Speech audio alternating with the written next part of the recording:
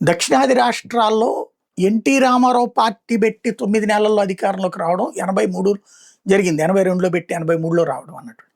ఆ తర్వాత అనేక మంది ప్రయత్నించారు. కానీ అందరూ విఫలమయ్యారు.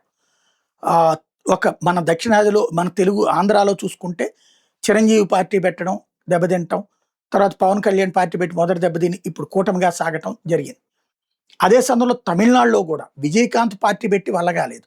కార్తీక్ పార్టీ పెట్టి వల్లగాలేదు. శరత్ కుమార్ పార్టీ పెట్టి వల్లగాలేదు. కమల్ హాసన్ పార్టీ పెట్టి వల్లగాలేదు. ఇట్లా అందరూ కూడా విఫలమే. అదే సందర్భంలో విజయ్ ఒంటరి పోటీ అన్నప్పుడు పవన్‌ని గుర్తుకు తెచ్చుకున్నారు అందరూ. కానీ సీన్ రివర్స్ అయింది. విజిల్ మోగింది. అదే సందర్భంలో అందరి అంచనాలకి విరుద్ధంగా విజయం సాధించడం ఒక ఎత్తు. 2 ఏళ్ల క్రితం పార్టీ పెట్టాడు విజయ్. అంతకుముందు పార్టీ వద్దని పార్టీ పెడదామన్న వాళ్ళ నాన్న మాటను వద్దంటే వాళ్ళ నాన్న పార్టీకి అనౌన్స్ చేస్తే వాళ్ళ నాన్న మీద కేసు పెట్టినటువంటివాడు. అట్లాంటోడు మొన్నటిసారి 2 ఏళ్ల క్రితం పార్టీ పెట్టడం, జాగ్రత్తగా నడిపించుకురావటం, అన్ని రకాలుగా తొక్కుతున్నా సరే విజయం సాధించడం అన్నటువంటిది ఇప్పుడు విజయ్ చేసినటువంటి ఒక అద్భుతం. ఎన్టీ రామారావు గారి తర్వాత ఏది మళ్ళీ ఒక పార్టీ పెట్టి తొలిసారే అధికారంలోకి వస్తున్నటువంటి హీరోగా విజయ్ రికార్డుకెక్కాడు.